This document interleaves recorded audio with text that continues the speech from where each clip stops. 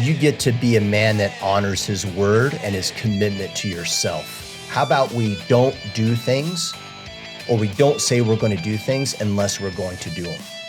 And we become a man of integrity and we honor our commitments. There's more value in what we're saying, simplifying it, and you being a man of integrity than you shooting for the sky and just dropping the ball. Not only is it not efficient, but what are you doing with your internal psyche and internal dialogue when we're out of integrity? That I constantly see I'm going to do something and I don't do it.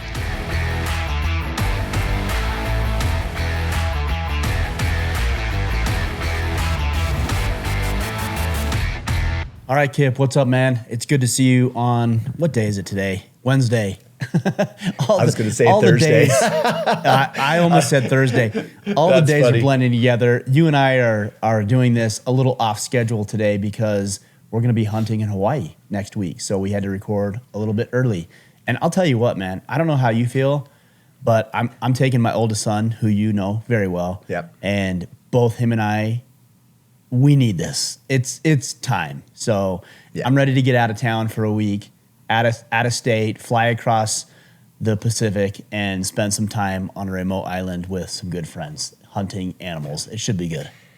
Yeah, totally agree. I'm reaching a limit where I know it's good for my health, right? For us to do this and for me to get disconnected and just, be present in the mountains, so it's dude, I'm excited. Not just always. The mountains, a volcano, an ancient volcano in the middle of the Pacific.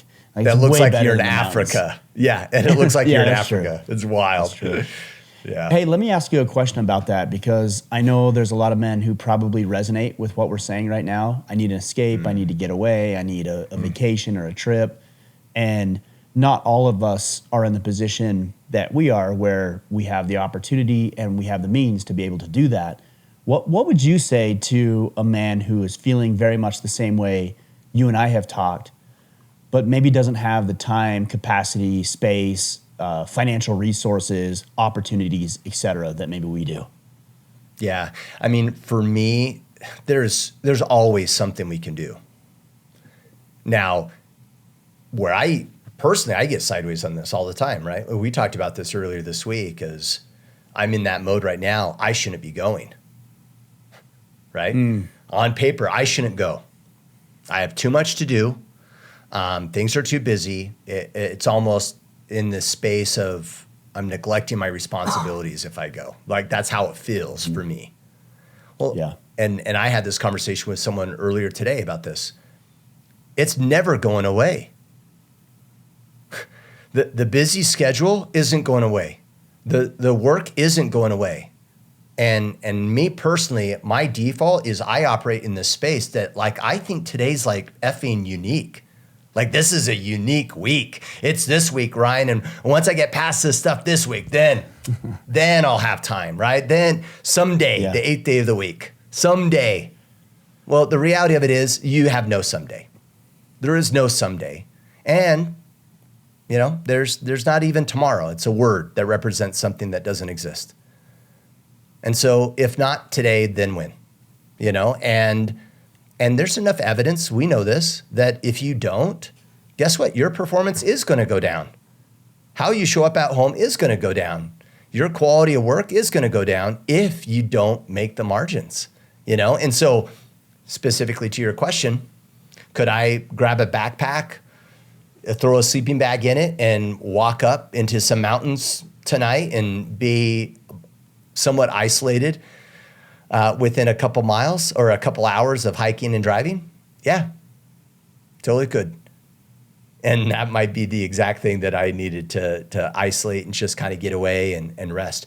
That book we're reading this month in the Iron Council, he said something that I was listening to yesterday. He said, he's making a reference to God around, and Christ, creating the world and resting on the seventh day. He's like, he could have made it in a day, but he intentionally didn't. And he intentionally rested, right? And maybe that's the model that we need to be following, that there's value in that. There's modeling that we should be looking at, that we need that rest part. If God did, what makes us any different, right? And so that really resonated with me when I heard that yesterday. It's like, yeah, you know what? I need to prioritize that rest. Well, the other thing that I was thinking as you were talking about taking a sleeping bag and going up in the mountains, you could even do that with your kids. Yeah. Because sometimes I get that you might feel guilty or selfish if you go do your own thing. Got it. Right. Because Yeah. we have a wife, we have kids, we have responsibilities, we have duties, we have obligations. So actually, not only would it be good for you, but it might actually be good for your kids and your wife if you said, hey, kids, pack up this weekend. It's you and me for 48 hours. And you go up into the mountains and you do there's a hike up here. It's called Molly's Nipple. I don't know who Molly is, and I don't know if it actually looks like her nipples or not. But it's called Molly's Nipple. She's all over the state of Utah. 17, yeah, she's got like 17 nipples all over the state of Utah. Seriously. Actually, the country, I think, at this point. So whoever Molly was, she got Molly. around. Yeah. Well, no, I think she brought it upon herself. But anyways, regardless, there's a hike that we could go up, and it would take us, 40 minutes to hike up with a backpack. I've done it with two of my boys now. And we go spend the night up there, come back down, takes 24 hours, less than, probably 12 to 15 hours. And it's a really good way for me to just escape the minutia, but also a good way for me to connect with each one of my children. So I think there's some opportunities there if we just are a little bit more deliberate about it. Yeah. Well, and are willing to maybe give up the pressures of the moment and realize that they're fine. They'll be there tomorrow. They're not going anywhere. Yeah. And that's I'm saying that for myself, right? Because that goes against my natural behavior. And I can't count how many times I've been unreasonable. Yeah. In most cases, I never regretted it. Rarely have I ever regretted it. I think the only caveat to that is if you've made commitments, right? So if I told a client, like we're recording this on a Wednesday, if I told a client, hey, I'll have this to you by Friday morning, I damn well better have it to him by Friday morning. Yeah. Yeah. But outside of those prior commitments with time constraints, like it's okay to say yes. I made a post about this in the Iron Council, like say yes. Everybody out there everybody on a podcast is talking about learn to say no, learn to be a little bit more discriminatory with your time schedule. And there's value to that. Yeah. But nobody's talking about saying yes. One of the interesting things I ran across just this past week is as you and I are prepping for our Hawaii hunt, one of our guys who was coming out, a good friend of mine, dear friend of mine, and I know you met him last year, can't make it for some personal reasons. And he bowed out within a week's notice. And I called my friend up, or actually he called me and said, hey, we've got one guy backing out. If we can find a replacement, it'd be cool. I made 2 phone calls. And one of those men couldn't make it because he had some financial constraints based on some property he was buying. Totally legitimate, no issue. Yeah. The other one was like, hey, let me talk with my wife. He talked with his wife. 3 hours later, yep, I'm in. And I couldn't help but think it's guys like that who say, yep, I'm in, who are the ones who are going to rule the world because they say yes to the opportunities that most men overlook and then have the audacity looking back 6 months, 8 months, 12 months back, and they're like, why does nothing good ever happen to me? Why do I not get opportunities? It's because that guy said yes, and you were too busy creating excuses why you couldn't. Yeah. Yeah, totally. Well, and maybe even a good exercise is like how many of the decisions you are making day after day aren't even decisions that you're choosing. You're doing them why? Because you're trying to keep the peace. You don't want to rock the boat. Like, who's in control in those circumstances? Everybody but you. Somebody else. Yeah. Yeah. It's like, no wonder why we lack some fulfillment, meaning, and purpose in our lives. We're not running them. We're doing it. We're making decisions to go along to keep things at peace and just go along with what everyone else wants, right? Which is fine as long as you're willing to acknowledge it. And that's the key differentiator. Everybody else relies on everyone else. And then, as I said earlier, they have the audacity to say, why doesn't my ship come in? It did come in. You just didn't get on the boat. that's on you, not on the opportunity. All right, man. Well, let's get to some questions today. Yeah, absolutely. So we're going to field questions from the IC, and we'll talk about this a little bit. I'm sure it will come up. We're going to be opening up for enrollment for a Q3 cohort. So to learn more, orderman.com/Iron Council. Stephen Drew, I'm feeling stuck in a rut. How can I get my fire restarted for what I want out of life and the Iron Council? Ruts are interesting, and I'm going to think of the literal definition of the word rut. Kipp, you and I grew up in small towns in southern Utah, and I'm sure after winter we drove up the mountain or up the canyon, and it was a little muddy, a little soggy, and you drove up there anyways, and you plowed your own road. And then what ends up happening in muddy weather is you just dig through it, you just chew through it, and then as the dirt dries, it creates ruts. And it's almost like tracks at Disneyland or Magic Mountain. You could just put your wheels in the ruts and it will almost steer the vehicle for you. Am I right? Yeah, totally. Yeah. And then if you're the guy that comes up midsummer and you're like, what moron was driving up here when pissed. It's muddy, Of course, destroying the you're road. And you don't even acknowledge that it was you 6 months earlier, that you actually are the freaking idiot who did it to yourself. But that's what a rut is, and whether it's soggy and muddy or hardened and clayed over because of the dryness, that's what a rut is. And the rut will steer your truck. It literally will. You can put your wheels in the rut and hit the gas, and about 90% of the effort is done by the rut itself, not by you steering the wheel. Yeah. And sometimes, in order to avoid a rut, you just need to find a place to pop yourself out of it. Jerk the wheel. Yeah. Jerk the wheel. And then what you do is you put the driver's side wheels in the center and the passenger side wheels on the right-hand side, almost off the edge of the dirt road, right? You know what I'm talking about? Yeah, totally. And you just straddle that right-hand rut. That's what you do. Yeah. And that's what you need to do in life. When there's a rut in your life and you feel like everything is steering you and controlling you and dictating how you spend your life, and you're on autopilot and you feel stuck and you can't get yourself out of that rut, sometimes you just need to pop the wheel up, get yourself, straddle that right-hand rut, and do what you need to do and be more deliberate about where you're going. So what does that look like in practicality? It means mixing things up. If you're stuck at work, maybe take on a new project. If you're struggling with your kids, have a new conversation. If you're feeling down and downtrodden about where you are in life, pick up a new hobby, pick up a new activity, pick up a new interest. If you and your wife are on the rocks, have a new conversation. Do something different. I think the problem for most of us when we feel like we're in these ruts is we just keep doing the same thing, and we expect, as the definition of insanity goes, expecting different results. You got to pop yourself up out of that rut by doing something different. Ask your wife a different question. Make love a different way. Talk to your kids in a different manner. Ask them different questions. Try a new hobby. Try a new activity. Get up earlier. Join a mastermind. Read a new kind of book that you're not used to. Talk to your boss or your clients or your coworkers about something you've never talked to them about.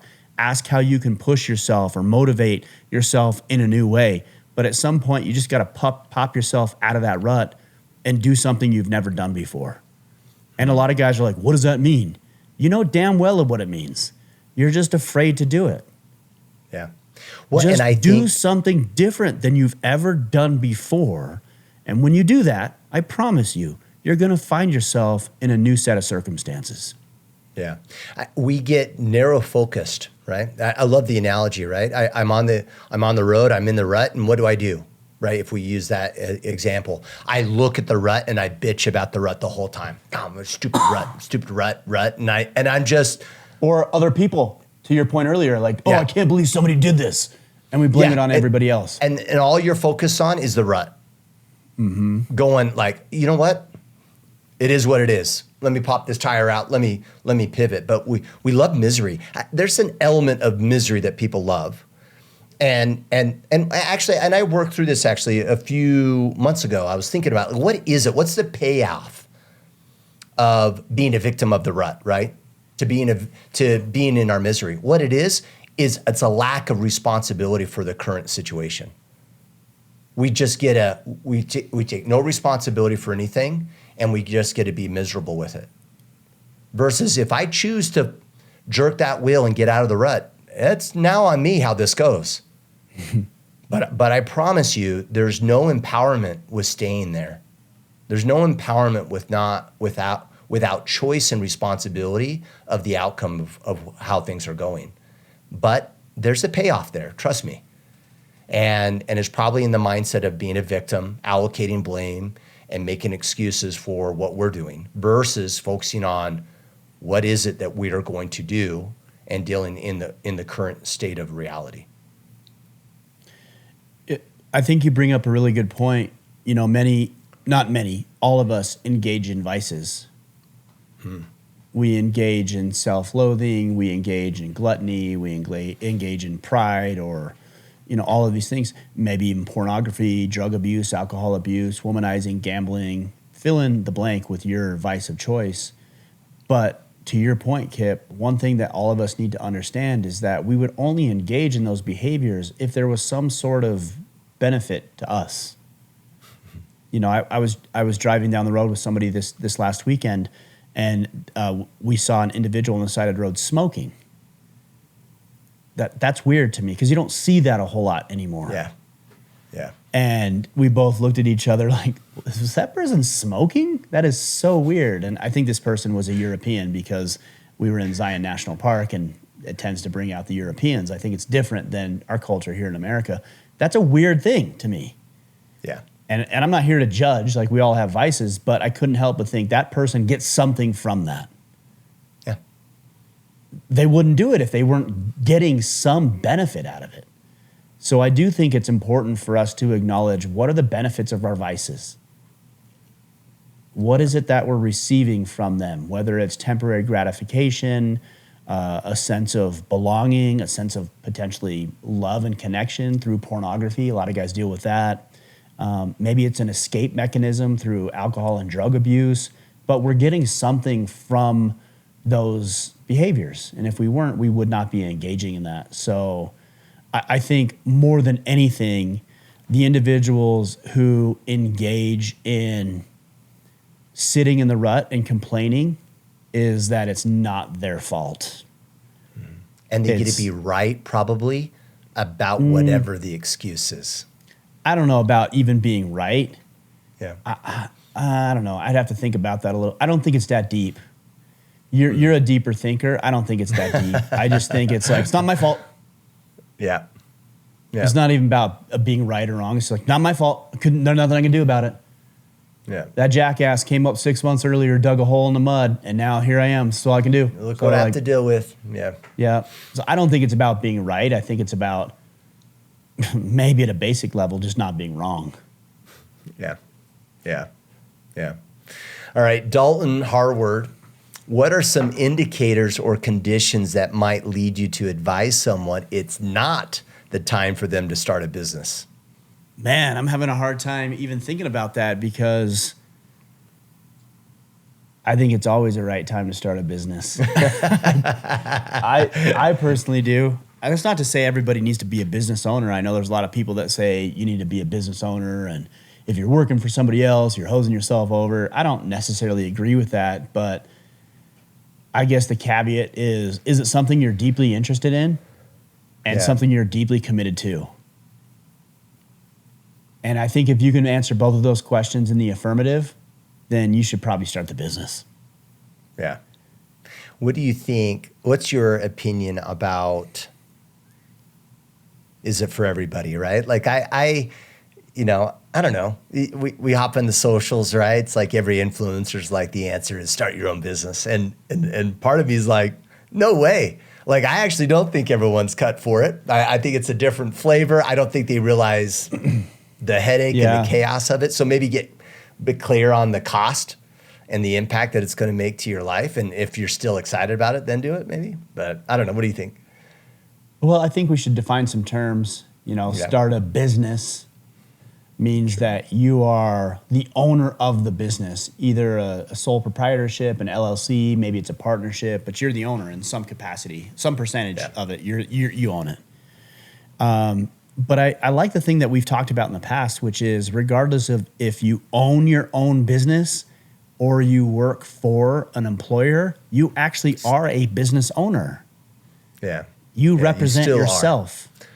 Yeah. Really what it comes down to is, do you represent your employer or do you represent your clients? That's the only differentiator. Yeah. So for me, I don't represent an employer. I represent my clients, which are people listening to this podcast, people who come to our events, people who join the Iron Council. And Kipp, in this context with Order of Man, you represent me. Yeah.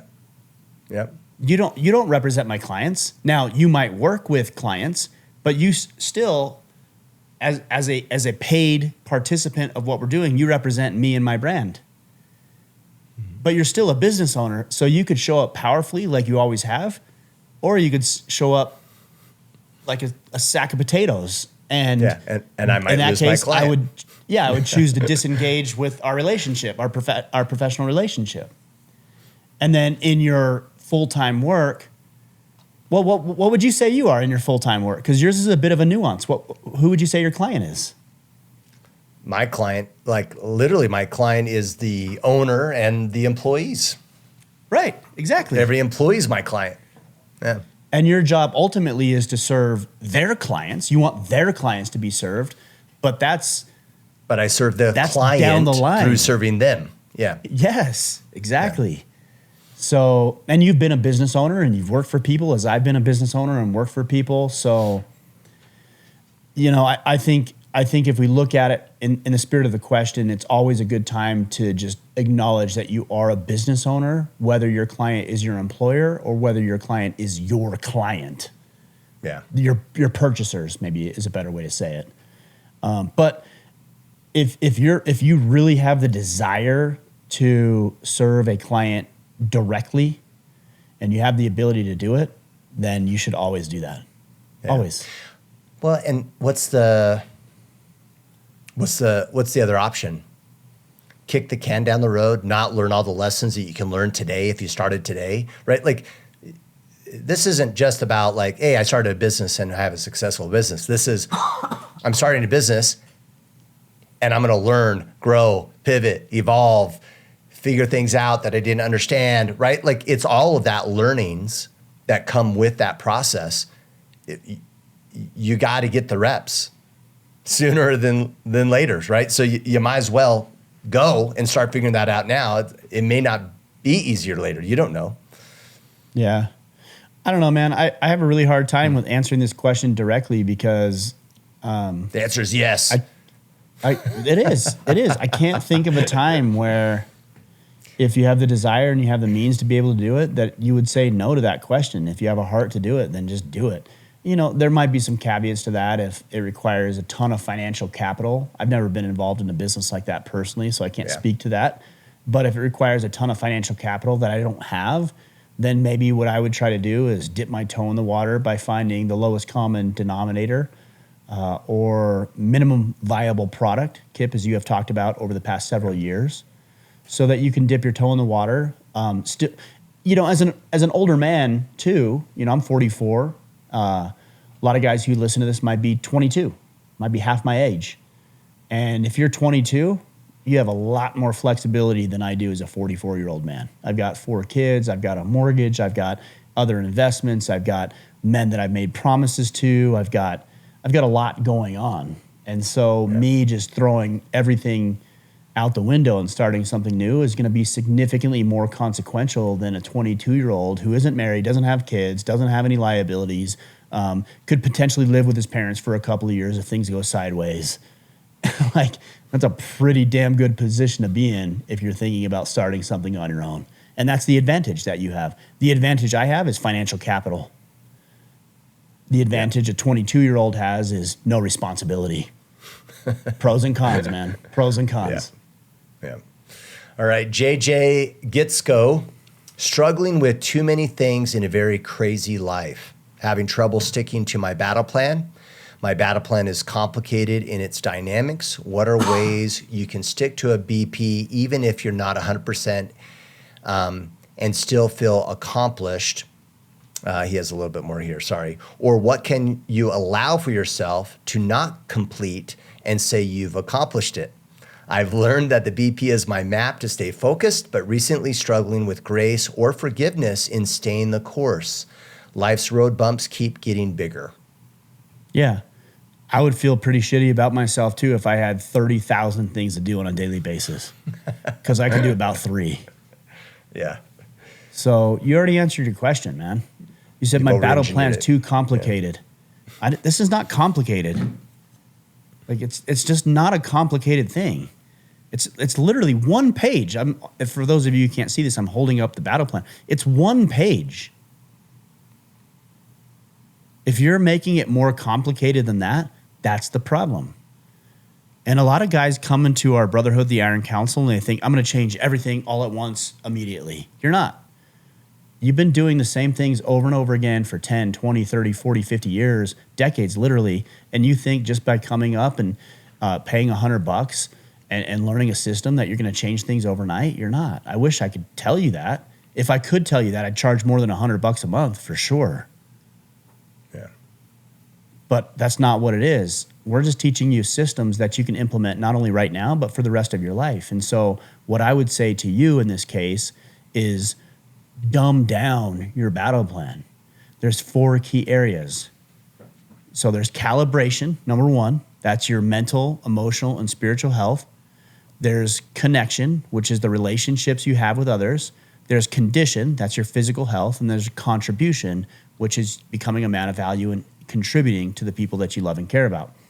So from a calibration perspective, I'm not saying that you need to become a celibate monk for the next 40 years in order to accomplish that. But could you read the Bible in the next 90 days? Probably.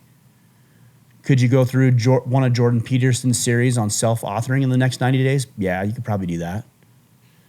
Could you plan for a spiritual retreat of some sort based on your personal faith and relationship with God and have the financial means to do that in the next 90 days? Yeah, you could do that. So do that. And then the beauty of the 90-day battle planning system is that it's long enough where you can experience results in 90 days, but it's short enough that you can pivot as your life requires. So if I read the Bible, for example, in the next 90 days, maybe I want to read the Quran the next 90 days. Or maybe my first iteration of the battle plan is to read the Bible, and then my second iteration of the battle plan is to start a men's group at my church congregation. So you just do it in order and take it in stride. The odds are, again, I'm 44 years old, so I'm more than halfway through my life, but I still have another hopefully good 4 decades of my life that I can just spend my time focused in one of those areas in each of those quadrants for the next 90 days and then pivot from there. So I've got 4 kids. If I really decide that one of my children is struggling and I spend the next 90 days hyper-focused on one of my kids, not at the expense of my others, but I really, really pour in to one of my children, on the 91st day, I might be able to pick one of my other children and really pour into them. And in a year, again, not at the expense of the others, but in a year with 4 children, I've poured heavily into each one of my children for 90 days straight. That's pretty powerful. Yeah. Or if we're talking about the contribution side of things, becoming a man of value, maybe it's me just wanting to pay down some debt and save some money and create financial prosperity. So we're June 11th right now, so we're halfway through the year. Maybe for the first 90 days, I need to hammer out some debt. Maybe I've got $10,000 in debt, and I feel like I can hammer that out in the next 90 days with a bonus or some extra work or just paying it down or whatever. And then come Q4, now it's not about hammering out debt. I've already done it. Now it's about saving $10,000 for the remainder of the year. So on January 1st, I'm going to take my kids down to the beach and we're going to spend a week with my wife and kids and we're going to have fun and enjoy ourselves. But you have to take it in stride, not just assume that you can fix everything all at once. And that's the biggest temptation that men have when they join the Iron Council and pick up the battle planning system is let's fix it all at once. Don't. Just fix 4 things, simple things right now, And then come Q4, we'll focus on either the same if we haven't totally addressed it, or we'll pivot and address something better. Yeah. I heard a really good quote one day, years and years ago at this point, excuse me, and I'm paraphrasing. It said, again, I'm paraphrasing, but it was like the most important thing in life you can do is find bigger problems to solve. Yeah. It's like something like that. Yeah. And the problems that I'm solving right now are not getting out of debt. And I'm not bashing anybody who's in debt. I've been there. But those aren't problems I'm trying to solve. I've evolved past that. So my problems now are, how do I invest in my business? How do I serve more people? How do I create financial prosperity? How do I create financial abundance? How do I deploy my resources and money? But 20 years ago, bro, I was wearing dirt tracks in my grass in my backyard, pacing in the backyard, wondering how I was going to make the mortgage payment. My problems have evolved, and your problems should evolve too. Totally. You know, it's not only is that effective and it serves men and they'll have progress this way, but the other benefit, JJ, is you get to be a man that honors his word and his commitment to yourself. At one area of his question, he said, or what can you allow for yourself to not complete and say you accomplished? How about instead of thinking that way, how about we don't do things, or we don't say we're going to do things unless we're going to do them? And we become a man of integrity and we honor our commitments. There's more value in what we're saying, simplifying it, and you being a man of integrity than you shooting for the sky and just dropping the ball. Not only is it not efficient, but what are you doing with your internal psyche and internal dialogue when we're out of integrity? That I constantly see I'm going to do something and I don't do it. You don't think that affects you as a man? You don't think that affects our relationships with other people when we constantly don't show up how we said we would? Oh man, like I would even argue that that might be even more important than the results of the battle plan itself, right?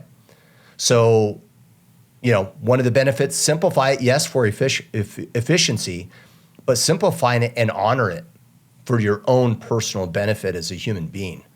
And I don't want to rat hole too much, but like realize that when we are out of integrity, it has to be justified. You're going against your own consciousness of what you know you should do.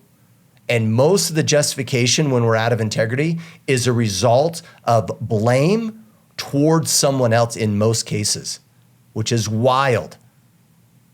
So be mindful of that. And I would really double down on the importance of honoring your commitment to yourself. I thought of an analogy. I work best in analogies, Kipp. I went out to dinner with somebody this weekend, and she said to me, when you go out to dinner, do you choose the thing you always choose, or do you choose something different? And I said to her, I choose the thing that I always choose. My favorite. And she's like, why do you do that? Like, aren't you going to miss out on opportunities? I'm like, why would I invest in a 50% bet when I have a 100% bet? Yeah. And that's kind of, I think, the point that you're making. You know, we have a lot of choices to make on a daily basis, and sometimes we pursue the thing that isn't 100%. You know, it seems fun, it seems exciting. But why don't you lock in the 100% first? And then once you lock in the 100%, you know, then you can get to the ancillary stuff. Yeah. And I think that's the key. So if I go out, for example, for sushi, I'm always going to pick the roll that I know I like. But I'm always going to pick one more that maybe I've never tried before. But the first thing I'm going to address is the one that I know I like. And the one that I know is 100% guarantee. And it's the same thing with the way that we spend our time. We're out there chasing so many different things in our lives. What if you just pursued the thing that you knew would work? And those are the 4 things. Tap into a higher power. Connect with the relationship that needs you the most right now. Focus your training on what specifically you're trying to accomplish, and figure out how you can become more of a man of value. And pick the highest % chance of you succeeding. And we'll get to the ancillary stuff. We'll get to the fun stuff. We'll get to the extra sushi roll. We'll get to the dessert. We'll get to the experiments. But for now, lock it in. Tighten that stuff up. We'll deal with the rest later. I love it. Well, and Chris Davis, our next question, it's actually perfectly aligned because this is a really great question from Chris. I sometimes find myself setting goals and tactics for my battle plan. Then as time goes by, I lose interest in them, like a shallow relationship with a woman or a one-night stand. What are strategies to keep on the beam or the straight and narrow with our goals and battle plans? In this case of my vision isn't exciting, or I am not investing the time into the relationship of my objectives. I was curious what are your thoughts on this matter? Yeah, well, Chris, I would say that you're being a little flippant and you're not really, this is going to sound harsh, you're not really acting like a man in those moments. And I'm really not trying to be critical of you in that way because I've been this way too. But I think one of the things that makes us men is discipline. And discipline to me means doing things you committed to doing when you don't feel like you would do it. Yeah. And sometimes when you get into relationships, you're not going to feel like doing all the things that you did when you first got into the relationship. Sometimes when you're trying to build a new workout program, you feel really good about doing it for a couple of weeks. And then after doing it for 6 or 8 or 9 weeks, you're like, oh, this is boring. I've been in those shoes and many more. I saw this question. I pulled up a couple of things for some reference. So in Matthew 6:24, it says this is the King James Version. No man can serve two masters, for either he will hate the one and love the other, or else he will hold to the one and despise the other. You cannot serve God and mammon. So then I looked at what mammon was. It's basically worldly possessions, essentially, is what mammon is. Yeah. So a little bit of a different context, but if you're chasing two different things, you're not going to catch any one of them, which brings me to the next proverb, and it says, the man who chases two rabbits catches neither. So you might find yourself chasing a quote-unquote rabbit, and then as you're chasing that rabbit, you see another one, and it's bigger, and it's more beautiful, and it's more enticing. And so you chase that one at the expense of losing the other, and then the other one disappears on you. It's just not a good way to live life. If you have more energy to spend, then you're not spending enough energy on what's in front of you. And I think that's the point we need to get down to. I don't think we want to be shallow across 1,000 different aptitudes. I think we want to go deep on 12 or 5 or 4 or whatever the number is. I'd much rather go deep with one woman, for example, or I'd much rather go deep with one type of training schedule, or much deeper on one activity and one hobby, because I know that if I engage fully in that woman or that workout or that hobby, I'll get so much further than if I spread my attention and resources, because they are finite, across multiple women or multiple training modalities or multiple hobbies. Double down on the thing and know that it's not always going to be comfortable or fun, but know that you're producing the biggest result, not only because of the result you will produce, but because what you will learn in the process of maintaining focus and consistency and sacrifice and doing things when you don't always feel like doing them. I think those are very manly activities that we ought to embrace outside of what the results we produce will be. Yeah. Yeah. Well, and I think the way we get present to that is we realize, like, what's the price, right? What's the price of me chasing the next shiny object? Well, the probable future is I'm not going to get either, right? Or I'm going to keep never truly succeeding, right? Because it's the job, it's the next thing, it's this, and I never have mastery or professional growth in my career, right? Like, you don't have to look far to realize that the probable future of that approach will eventually not serve you. Well, Kipp, I think one of the problems is some people will say, well, I could double down on this, but let's say it's a woman. I could double down on this woman, but what if it goes sideways? What if she dumps me? You'll learn. Right. And you'll know that it was possible. Why? Because you gave it your all and it still didn't work. So it was solid then. Like, now you know. But if you half-ass it, Was it me? Was it her? This is what I struggle with this around like counselors or anybody that suggests like couples splitting up to save their marriage. This is a prime example of this. This is why I don't like it, because what are you saying? 1 foot in, 1 foot out. Let's dabble. The horrible principle. The probability of success, dude, you got to be in. And until you're not, but at least be all in. Yeah, because the outcome of not going all in is losing. Yeah. That's the bottom line. Whether it's a romantic relationship or a business venture or a hobby or activity, we call it hedging. I call it hedging. Yeah. So for example, if a man is dating multiple women, and many people would say date multiple women at a time. Yeah. I get the sentiment. I understand the sentiment, but now you're dabbling with 3 women. And what are the odds that you land any one of them? Slim to none. Because the 2 women who you aren't totally attracted to are feeling slighted. And the one you are totally attracted to feels like she's not enough. Yeah. Yeah. So how is that good for anybody? And it's the same thing when you pursue 2 different career paths. I think one of the problems though, Kipp, is a lot of guys get hung up like, well, what if this doesn't work out? What if I go all in on this woman? Or what if I go all in on this career? Or what if I go all in on this thing that I'm interested in and it doesn't work out? It's fine. It's fine. You'll learn, you'll grow, you'll develop, and you're still alive. So you're not dead. Most likely it wasn't anything completely catastrophic or life-threatening or crippling to your own well-being. And then you'll just realize, hey, that was a learning experience. I'm going to go on to the next business or the next woman or the next fill in the blank. Do you think this is just fear of failure, right? And by not going all in on the thing, Ryan, then I don't take the responsibility of failure because, well, I was just trying it out. Is that the payoff? It's hard for me to say. I mean, yes, I think that's probably it. It's hard for me to say because I don't resonate with it. Like I would rather, I mean, if we're thinking about it, I can't really think of a great analogy necessarily right now, but I'd much rather go all in. I had a friend when we were in college, and he would go every once in a while. We'd go down to Vegas or Mesquite and do a little gambling, and he'd always laugh when people played blackjack. He's like, "Oh, stupid, that's just a waste of time." I'm like, "What do you do?" He's like, "I go to play roulette," and he always said, "I put it all on the red train."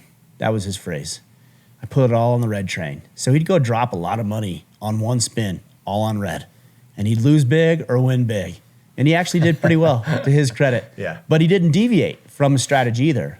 That's the problem, is that most people deviate. So he goes and rides the red train. That's actually what he called it. Ride the red train. That's what he said. So he'd go ride the red train, and he would lose. When he lost, he didn't say, okay, I'm going to ride the black train. He said, nope, I'm going to go ride the red train again. Yeah. And he would double down, and he'd win all his money plus some back. He actually did very well. That was a good lesson for me. If you're pursuing a woman, pursue her. And if it's not the one, then you'll find out in short order, and then you can pursue somebody else. If it's a business venture, you'll find out in short order, and then you can pursue something else. I'm all about riding that red train, man. Like, pick one and go.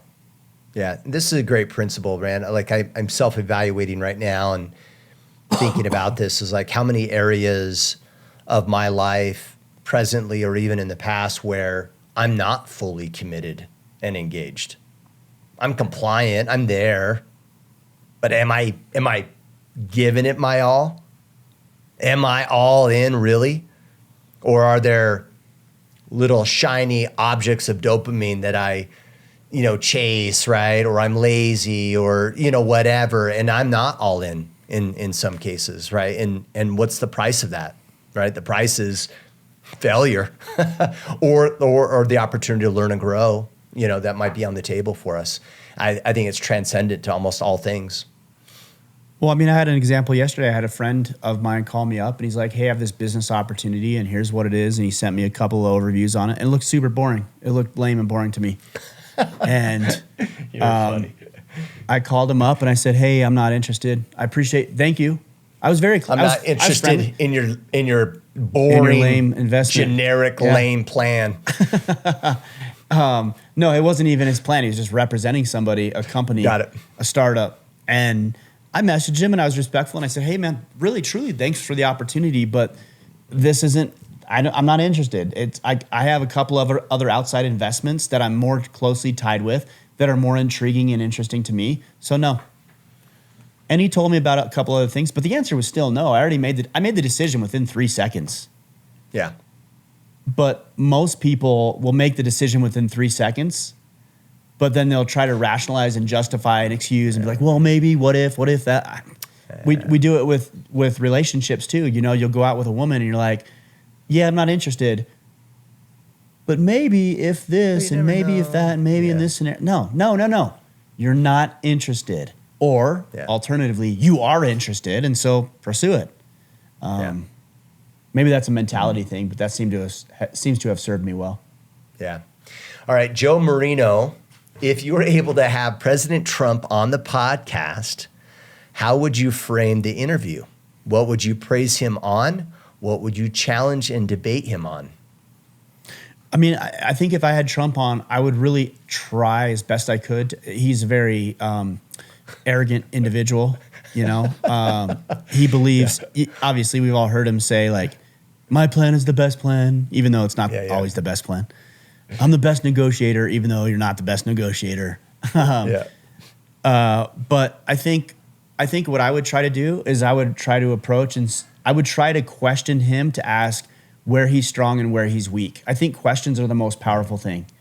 You know, everybody wants to debate and everybody has their own ideas and everybody has their way of doing it. And some are warranted and valid, but I think sometimes just asking powerful questions is really important. So with Trump, I might say, hey, where do you feel like what is your strongest position? And I think you'd probably say immigration, because that clearly is his strongest position. Yeah. And then I'd say, okay, well, if that's your strongest position, what is your weakest position? And I hope he would say tariffs. I don't think he would, but I hope he would. And that's a place that I would debate him on. And look, I'm not the expert. You know, I don't know all the details and ramifications. I'm not privy to all the information, but I would say that's probably his weakest area. But what I am good at doing is asking good questions. I'm actually pretty good at that. Yeah. And I'm willing to acknowledge that I'm a great conversationalist where I can actually ask questions that elicit honest, genuine responses. And so I don't think I would necessarily need to debate. If he's being smart about it, he knows his tariff strategy is not necessarily working. I would really debate on the broad application of tariffs as opposed to the very sniper-like precision implementation of tariffs on certain countries based on our own U.S.'s self-interests. I think those are probably the two biggest issues, tariffs and immigration, where he's the weakest on tariffs and foreign, economic policy in that position, and then national sovereignty through immigration is probably his strongest. Yeah, it'd be really nice if you could expose or allow him to expose his humanity a little bit, right? Get past the front. You know, and like what is his top fears? Like what's the areas that he's concerned about in his personal life or for the country? Where's his top fear of failing as a president that he's concerned about? Yeah, not to expose anything, is just what's in that guy's head? It'd be really nice to get past the front. I mean, you know? Yeah, well, that's the point. Like, I agree with you. Getting past the front, he's so political now, and he's, and it's not just politics. He's been in the public eye for decades. Yeah. Half a century at this point? So getting him to get down to his roots about what he really believes, I actually don't know if it's even possible. Yeah. Because he's intelligent enough not to go there, because that's not what he's interested in. He's very interested in power. He's very interested in the notoriety and accolades. And that's not to say, I'm a fan of Trump for the most part. Not exclusively, but for the most part. And so that's not to say that he doesn't have some good policy. He does. I think his foreign policy was probably better in Trump 1.0 than it is better in 2.0. I think he has some bad advisors around him. Kipp, you and I have talked about tariffs. I really thought when you and I started talking about tariffs that he was doing it as leverage, but come to find out, he actually just likes tariffs. Yeah. Or he's just using it as like a stick. Just to beat people with. But the problem is, a stick is fine if you know who to beat with a stick. Yeah. But if I had a stick and I had 10 people in front of me and half of them were my friends and half of them were my enemies, I don't think I would just go start beating the shit out of people with sticks. I think I'd try to figure out, okay, who are the 5 that are my friends? And I'm going to invite them over on my side, and then I'm going to beat everybody else with the stick. Yeah. And or I think that's who where else he's has lagging. another stick that might be a little too big for me to beat, you know? Well, I don't think that exists. I think we have the biggest stick. It's us. It's true. Us. You know, but that's not to say there isn't a threat. There certainly is. You know, China, Russia, Iran, North Korea. You know, I think those would generally be the. Iran's probably not much of a threat. Probably none of them are much of a threat because they're so weak economically that they wouldn't represent a real political threat if we were serious as a country about it. But that's not to say there isn't threats. But yeah, I think I would invite my friends over and say, hey, here's a stick, and I'd give everybody else a stick, and I'd say, let's go beat those 2 people up that don't have sticks, and we'll beat the shit out of them together. But he's not very good at consolidating allies that way, unfortunately. Yeah. All right, last question from Bob Ross. He says, during the Forge event, I scored well on the relationship dial. I'm assuming this was kind of an exercise with Keith Yackey. Mm-hmm. He says, after that session, he had a few guys come up and ask for advice. Although I'm very proud of the solid foundation my wife and I have built over the last 20 years, I felt hesitant to give advice to others. First, I feel my wife and I are vastly different than most couples today. And second, I almost felt as if I was bragging. I made sure to preface everything I said with, this works for us, because I do not feel like I have the answers, just ideas. I want to be more confident and help people where I can. Any tips on how I can learn to give personal advice with some more confidence when people ask for it? Yeah, well, so I think you did it right. You know, Bob, I think you said, and I just recorded a podcast earlier today, Kipp, on imposter syndrome that's going to come out on Friday. So in 2 days, make sure you listen to that podcast because I talk about imposter syndrome. And I think that's what he's running against, is that he has some good ideas and people clearly came to him for advice. Here's the thing that we need to know that I alluded to on that Friday episode is you don't get to determine what is valuable for other people. Yeah. I don't get to determine what's valuable to you or how you spend your time, Kipp. I might give recommendations and suggestions based on what I think is right, but ultimately, I don't make that decision for you. Who makes the decision on what is valuable? You do. Yeah. You're the one asking for advice. You're the one reaching out. You're the one trying to solicit ideas and insight. So that's your decision to make. So I do like the framing of, hey, I don't know if this is universally true, but this is what works for me. And then I think by doing that, you eliminate some of that imposter syndrome. But also, in addition to that, to have confidence, just look at your fruits. You know, I don't know how long you've been married. I don't know what your relationship looks like. I think it actually is in Matthew, without me looking it up, that says something to the effect in the scriptures that by their fruits ye shall know thee. So if you've created financial prosperity and abundance and somebody is coming to you with less financial prosperity and abundance, you actually have something to share. By their fruits, ye shall know thee. If you've been married for 20 years and somebody's coming to you for advice and insight, bro, you've got 20 years under your belt. That is not a fluke. 2 decades with one woman is effort. It's work. It's a challenge. It's worth it. I think it's meaningful and significant, but you clearly have something to share. So I would get in the practice of 2 things on a daily basis. I would get out my journal, and I've got mine right here, and every day, just about every day, I write in my journal, and I write what I'm grateful for. I do 3 things. I write what I'm grateful for, number 1. Number 2, I write where I would like to improve for the day. And number 3, I write, what am I good at? What am I successful at? What have I accomplished in my life? Most people are lacking the third. We always hear about gratitude. We always hear about what I need to improve, but very rarely do you hear anybody talk about what they're good at. And the more you talk about what you're good at, the more you will acknowledge that, you actually do have some value to add. And I think acknowledging that could be helpful. Yeah, absolutely. This is a really fun question by him. And it's really interesting because I think part of this is confidence, which is, don't get me wrong, not beating you up, but is about who? You, right? And then when we look on the flip side of, well, how do I best impact people? It is always in the space of creating possibility and ideas for others to accept for themselves. There's power in that, right? And you know this, right? In the church that I was raised in, that I think you were raised in as well, is we have a concept of fast and testimony meeting, first Sunday of each month. The power of that is no one's preaching at you.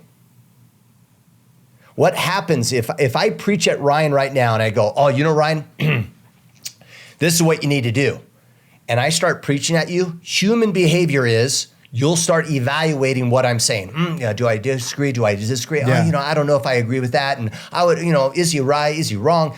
That's what humans do. But if I share with you with excitement and passion and inspiration around what's worked for me and I'm so excited because I've done this with my wife and this worked for our relationship, and I just share, no one's listening to disagree with you. Everyone's just listening to consider. And so the impact of the share is always higher if it's not in the space of preaching, but always in the space of just creating possibility for others to consider for themselves. So just be excited about what you and your wife has done. Like you said, Ryan, it's not up to you to convince anybody of anything. You're just sharing. You're letting your light shine, since you're throwing all the biblical references out today, by the way. So you're just shining your light, and people see it. And when they're ready and if it works for them, they'll be drawn to it. And if they're not, they won't be. And that's just how that works. Well, there's a great book that I recently read called Let Them by Mel Robbins. And I don't normally and typically resonate with her messaging and the way she delivers it, but that book was really powerful because it allows you to acknowledge that you can share what's on your mind, what works for you, what you think is good, what you think is valuable, your principles of living, and then just letting other people make their decisions. Kipp, you're a grown man. If you came to me and said, hey, Ryan, I need some advice on X, Y, and Z, I would give you my advice with the idea that as a grown man, you can make your own decisions. I'm not going to I'm just not going to just go do it. Yeah. Right. And if you do, that's on you. That's not on me. You need to filter that through because you're a grown man. You need to filter that through your life. And if I share something with you after you've asked me and you don't appreciate it or don't like it, well, too bad. I think the only caveat to that is being cautious of offering unsolicited advice. Yeah. But if somebody's coming to you and saying, hey, what about this? They obviously value your opinion, so give them your opinion. That's one of the things I see a lot of guys do. Personally, professionally, romantically, somebody will ask, a woman will ask their opinion, I don't know, what do you think? Bro, she just asked your opinion. Give her your opinion. If she comes out and she's wearing a dress or wearing a couple different dresses and you're trying to figure out which one you like more and she says, which one do you like? Don't say, I don't know. Say, I like that one. Because clearly you have one you like and she asked for your opinion. If a friend comes to you and says, hey, I'm dealing with this thing with my wife, what do you think? Tell him what you think. He's asking your opinion. He's not asking for what you think he should think. He's asking you. And then he, again, is a grown man who was conscious enough to ask for advice from somebody he wanted to ask for advice from. So give it to him. Yeah. Let me run this by you because I find this fascinating. So I've done business consulting for it's pretty much my entire career for the most part. I have been a consultant. And I just learned this lesson. I didn't have this distinction for me just because I just learned what worked, what didn't work. And years ago, I have some junior consultants and I'm seeing what they're doing, right? And the client's not like happy. And I'm thinking, what is it that they're doing? And this is what they would do. They would, let's say Ryan's a client and Ryan's like, hey, I want to implement this system to automate a business process. And these young consultants would go, well, Mr. Michler, there's a lot of many different variables that you can consider. If you do this, you can have option 1. If you do this, you have option 2. And then they lay out all the options. Right. And I'm like, and the client's like, why am I even having this conversation with you, right? And I know the way what the I'd options explain are. it, yeah, not you, someone else, right? And that's where I'd tell new employees or early consultants, right, that are early in their career is the client's not necessarily coming to you to know all the options. The client's coming to you because they don't want the burden of making the decision. So it is your job to have a strong, confident opinion of what they should do. It's like when we go to the doctor, right? And you know what you should do, right? You know damn well what you should be doing, right? To rehab a knee or maybe like what your nutrition is. But what do? Well, I'm going to hire a nutritionist. And they're going to tell me the damn same thing that I know I should already do. Why? Because I want the peace of mind that it's the right decision. And so sometimes human behavior is they're outsourcing the peace of mind to you, not all the possibilities. Does it make sense? It does make sense. And as I hear you say that, there's a real opportunity here, again, professionally or personally, when somebody is, and I agree with you, when somebody is outsourcing their peace of mind, that is an opportunity for you. Totally. What dress should I wear? I don't know. Guess what your wife's asking? Just tell me what dress you want me to wear. Because I can't decide. And then you say it, and you know what it does in that moment? She's like, oh, thank you for leading me. Yeah. And then when you have a client who's like, what should I do, A, B, or C? And you say, well, these are all good options. If I was in your shoes, I would choose C. And your client's like, oh, thank you for leading me. And our motto is protect, provide, preside. Preside is synonymous with leadership. So when your wife says, which dress do you like? And you're like, I don't know. What do you feel more comfortable in? That's not what she was asking you. No. She's asking how she can look good for you. Answer the damn question. Yeah. And when your client says, what up? Like they already know, they're smart. They're probably, in a lot of cases, they're probably more successful financially than even you are. Yeah. So just answer the question. Because it presents opportunities that most people won't step into. And most people, to Bob's point, are like, I don't know. I don't feel comfortable answering that question. And Bob, that's not your voice because we know each other. So maybe I'm not doing you justice with that voice that I'm making right now. But that is the voice. Like, and they want to be led. Whatever you think. I don't know. What? No, that's not what people are looking for. They want you to say, do this, do that, do this. I like this. I don't like that. I would do this if I were in your shoes. And you just practice. As you say, get the reps. Yeah. I love it. So Iron Council, it's open actually for enrollment. No. As of release of this episode. Because, yes, that's right. Yeah. We're releasing this a week in advance. We're recording this a week in advance. So we are open. Yes. So if you go to orderman.com/Iron Council, we are officially open for duty right now. Yeah. Dates on preview calls.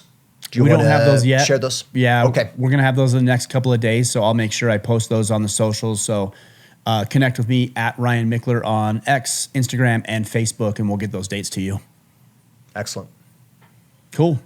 Kipp, appreciate you, man. Looking forward to spending some more time together next week on our hunt. But guys, great questions today. Hopefully, as always, we gave you some things to consider, and we'll be back. Trying to think because we're recording this in advance. Friday. We'll be back Friday. Until then, go out there, guys, take action, and become the man you are meant to be.